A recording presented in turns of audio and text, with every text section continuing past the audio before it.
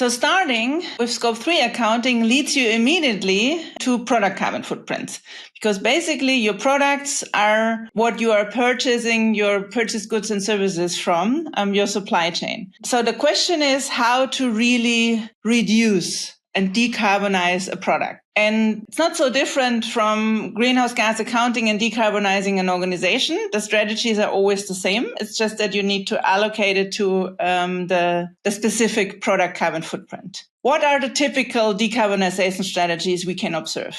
Electrification and buying green electricity. So replacing fossil fuels with something that is using electricity. That is considered as electrification. And one example could be you're no longer heating with natural gas, you're heating with electricity. Another topic is efficiency. And sometimes people think efficiency is really boring. So material and energy efficiency. And in the past, when we were discussing circular economy, there was always the narrative it doesn't matter how much electricity effort we have to take because it will be renewable electricity. And then it does not matter as long as we are keeping materials in the loop. But that's a trade-off because the renewable energies availability is not growing fast enough for all the use cases we are finding that we need to decarbonize. And so material and energy efficiency, so using also renewables and recycled material as smart and as efficient, as effective as possible is totally necessary. And so material and energy efficiency remains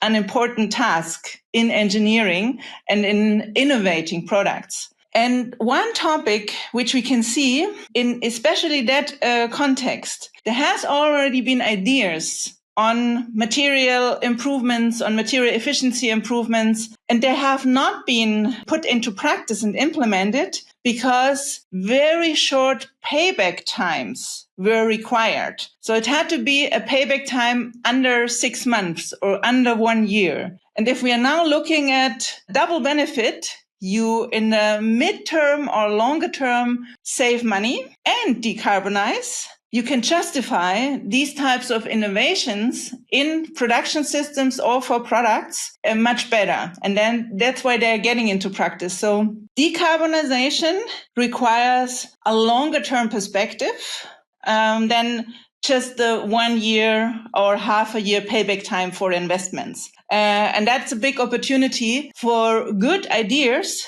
that have already been developed and now can come into practice as part of a decarbonization strategy for decarbonizing products. Already mentioned circular economy. So understanding where and how I can work with recycled materials and even better and even earlier, how my product design can be a design for reusability, repairability, and recycling. And all of these, the circular economy as such, is contributing to decarbonization, but we have to understand that we have longer term periods that we have to take into account for the payback time and for all this getting effective. It's another topic in the context of circular economy.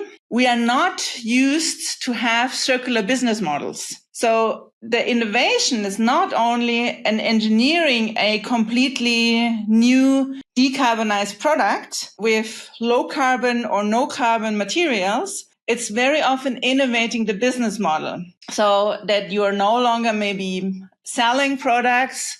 There's ideas and business model innovations about leasing and renting so that you are keeping your hand on the valuable materials that you want to reuse for the next generation of the products by not even selling them like you did that in the past.